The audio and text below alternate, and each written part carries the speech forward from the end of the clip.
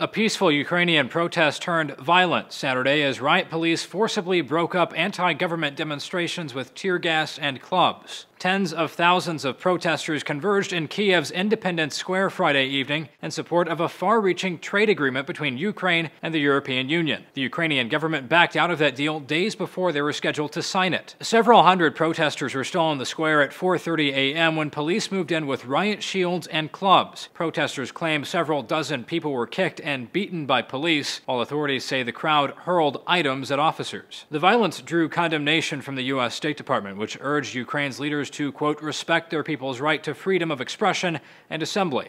Violence and intimidation should have no place in today's Ukraine. The tension centers around Ukrainian President Viktor Yanukovych's last-minute cold shoulder to EU advances. The trade pact Yanukovych recently rejected was in the works for 5 years and was meant to provide the Ukraine some much-needed economic relief. The collapse of that deal is seen as a victory for Russian President Vladimir Putin, who has been competing with the EU for influence over former Soviet republics like Ukraine.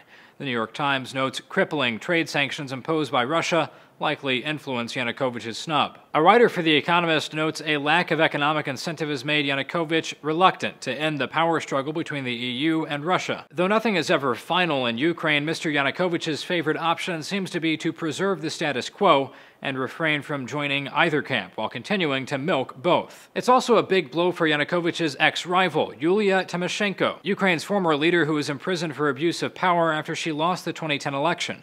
Tymoshenko has long been seen as a political prisoner by the West, and her release to Germany for medical care was a precondition of the EU trade deal. Yanukovych's reversal has put him in all kinds of unpleasant foreign policy situations, from awkward conversations with German Chancellor Angela Merkel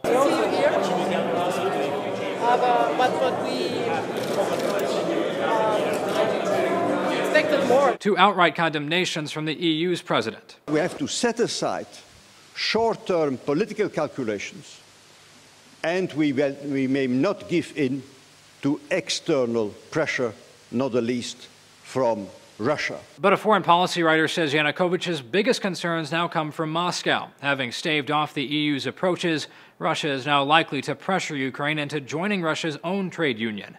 And Yanukovych's cave on the EU deal might encourage more strong-arm tactics. He might soon find that Ukrainian exports to Russia are once again being mysteriously held up at the border. Absent real economic or political reform, he won't be able to turn to the EU or to the International Monetary Fund. It could get pretty lonely in Kiev. In place of the rejected trade deal, Yanukovych has proposed trilateral talks between the EU, Russia, and Ukraine. EU leaders have so far rejected that proposal.